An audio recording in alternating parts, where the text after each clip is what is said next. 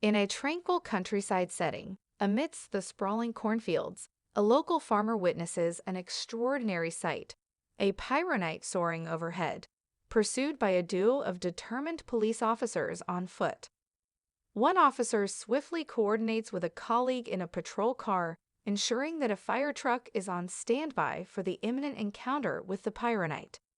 The fiery beam darts across the heavens, closely followed by the police vehicle, only to collide with a scarecrow, tumbling down into the crops below. Regaining his bearings, the pyronite is met with the sheriff and his deputies, who unleash a torrent of water upon him from the fire truck's hose. The meager dousing only infuriates the pyronite, prompting him to retaliate with a fiery blast that annihilates the fire truck. The lawmen stand aghast as the pyronite pleads for solitude. In an unexpected twist, another squad car bursts from the corn, striking the pyronite and rendering him unconscious, reverting to his human guise.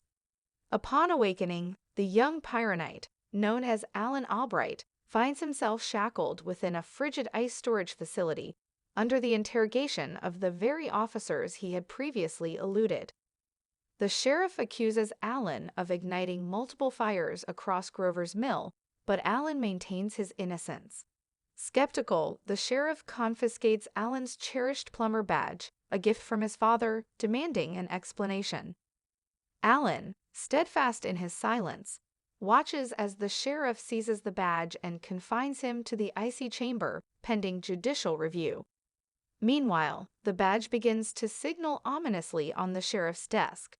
Elsewhere, Ben, Gwen, and Kevin traverse the highway, with Ben urging Kevin to hasten their journey.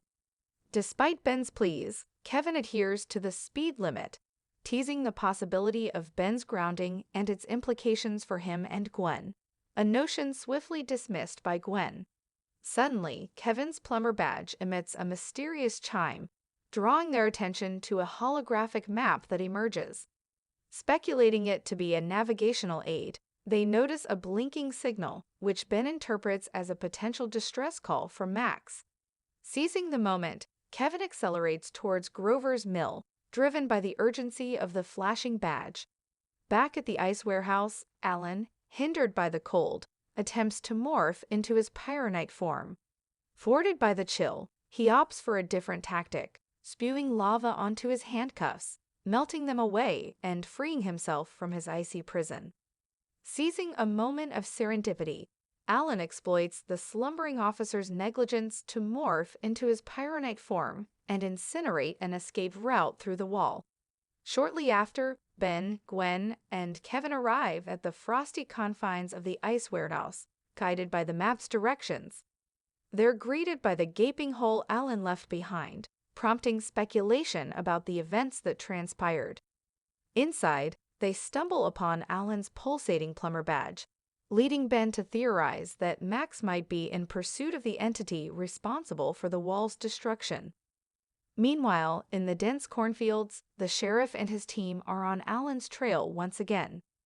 Alan, seeking refuge beneath a tractor, is swiftly discovered and faces apprehension. In a burst of rage, he unleashes a fiery onslaught, incapacitating the sheriff and his deputies.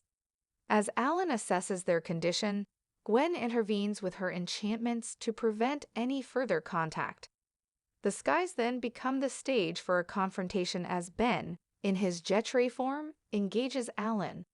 The battle concludes with Alan's defeat and a return to terra firma. Reverting to his human form, Ben inquires about Max, but Alan is clueless. Their exchange is cut short as the law enforcement officers, mistaking Ben for an accomplice, converge on their location. A frantic chase ensues through the cornfields, with Kevin narrowly avoiding a collision with the sheriff in his vehicle. The pursuit halts abruptly when Kevin encounters agricultural machinery, prompting the sheriff to demand the occupants surrender. However, the window reveals only Kevin and Gwen, allowing Ben and Alan to find sanctuary in a nearby barn. In this haven, Alan questions Ben's motives for aiding him, to which Ben responds with empathy, seeing a reflection of his own past struggles in Alan. Alan confides about his recent awakening to his powers and his mixed heritage with a human mother and a plumber father. He recounts the morning he discovered his bed ablaze, a pivotal moment leading to his father's revelation and the gifting of the plumber badge, now seized by the sheriff. Ben reassures Alan by returning the badge, a symbol of his identity and legacy. As the sheriff and his deputy depart, Kevin and Gwen reflect on the day's events. Kevin, with a hint of pride, stows away a $400 speeding ticket, a minor consequence compared to their successful diversion. The trio contemplates Alan's situation, recognizing the commonality of human-alien lineage, as Gwen clarifies the origins of her own mystical abilities. The narrative shifts back to Alan, who shares his frustration over the sheriff's accusations with Ben. Reunited with Kevin and Gwen, Ben sketches a representation of his aerial observations, mysterious formations resembling crop circles. Gwen, with her arcane insight, elevates them for a better vantage point, revealing the patterns to be intricate circuit boards. The revelation suggests the valley itself might be an elaborate mechanism. Drawn to a distant flicker, they witness suited figures activating the circuitry, culminating in the unexpected ascent of a towering structure and the onset of an artificial winter. Upon their arrival, the sheriff and his deputies mistakenly believe Alan is the architect behind the ominous machine, allegedly siphoning heat to fuel his pyronite abilities. Alan vehemently denies any involvement. Tensions escalate as an officer aims his rifle at Alan, only for Kevin to intervene, disarming the weapon with his unique absorption ability. The sheriff, bewildered, labels them as outcasts, but Ben attempts to defuse the situation. Their efforts are interrupted by suited figures who swiftly immobilize the deputies with a chilling weapon. Gwen's mystical defenses shield the group just in time as Ben, transforming into Swampfire, launches a counterattack. The unlikely alliance of Swampfire, Gwen, Kevin, and the sheriff holds their ground. In a revealing moment, Swampfire unearths the true identity of their assailants. They are Dina-aliens. After a brief confrontation, a Dina-alien's threat of annihilation is silenced by Swampfire's decisive action. Recalling the frigid conditions aboard their vessel, Swampfire deduces the Dina-alien's dependency on cold climates, which explains the construction of the snow-generating tower. As the team strategizes, a concealed Dina-alien ambushes them, encasing all but Alan in ice.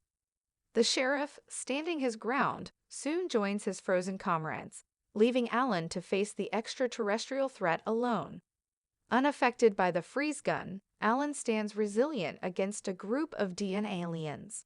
Swampfire, liberating himself with his innate heat, aids Alan by manipulating the cornfield to ensnare their foes. Yet more adversaries await atop the weather tower. Swampfire entrusts Alan with the task of neutralizing the tower's summit guardians. Despite Alan's initial hesitation due to his inexperienced flight, Swampfire shares a technique to enhance his aerial maneuverability. With the Dina-aliens dispatched, Swampfire topples the tower, restoring the natural weather. Alan then employs his pyronite prowess to thaw the frozen group. In the aftermath, Ben credits Alan with the victory, urging him to join their team. The sheriff, however, envisions a different path for Alan, defending the town against any lingering alien threats. Alan, while committed to aiding the sheriff, remains open to future calls for assistance from Ben's team. In the subsequent episode, the narrative shifts to Argot, an extraterrestrial swindler who entices Kevin with the promise of coveted alien technology. However, the encounter leaves Kevin empty-handed, with Argot hinting at a costly lead. That evening, Kevin undertakes repairs on Max's RV, the Rust Bucket 2, while Ben and Gwen reminisce over childhood photographs. Upon completion, Gwen's attempt to board the RV is thwarted by Kevin, who then unexpectedly commandeers the vehicle, leaving Ben and Gwen in his wake. Ben, adopting the form of Big Chill, fails to intercept the enhanced RV. Gwen, impressed by Ben's recount, employs her abilities to track down the rogue Kevin. In a turn of events, Kevin halts by the roadside for a rendezvous with Argit, presenting the RV as a bargaining chip for the sought-after alien technology. Argit initially dismisses the RV as valueless, only to retract his statement upon discovering the extensive alien tech modifications within. In a deceitful maneuver, Argit incapacitates Kevin with a volley of quills, commandeering the Rust Bucket 2 for himself. As Argit makes his getaway, Kevin musters enough strength to merge with the concrete, hurling a massive rock at the fleeing RV, which Argit narrowly dodges. When Gwen and Ben find Kevin, a confrontation ensues, but it's quickly revealed that Kevin had the foresight to plant a tracker on the RV, traceable via his plumber badge. The signal leads the trio to a warehouse where they discover the RV stripped bare, igniting Ben's fury. As tensions rise between Ben and Kevin, the sound of an intruder prompts them to conceal themselves, only to witness Argit returning for a forgotten piece of tech. The ensuing chase sees Argit shattering a window to escape, with Ben, Gwen, and Kevin in hot pursuit. Ben, transforming into Echo Echo, corners Argit in an alley, but Argit's defensive quill barrage only spares one Echo Echo, also striking Gwen and Kevin. The last Echo Echo multiplies and counters with a sonic wall, rebounding the quills back onto Argit. Upon regaining consciousness, Argit finds himself bound, his quills affixed to his head. Confronted by the team, Argit sows distrust against Kevin, prompting Ben to question his allegiance. Frustrated, Kevin departs, declaring his partnership with them over. Subsequently, Kevin hitches a ride to Vulcanus's den, seeking the alien tech he desires. Recalling a past betrayal that left Vulcanus at the mercy of the plumbers, Kevin is initially denied a deal. Desperate, Kevin agrees to any terms, leading Vulcanus to exploit him as a living mine from the precious Tadenite gem. As Kevin transforms, Ben and Gwen arrive to intervene. Big Chill dismantles Vulcanus's suit, exposing the diminutive alien within. Gwen liberates Kevin, halting the Tadenite assimilation. Before departing, Kevin secures the very item he sought, a holoviewer with a message from Max, instructing Ben to assemble a team of plumbers' offspring. The adventure is to be continued in the forthcoming episodes.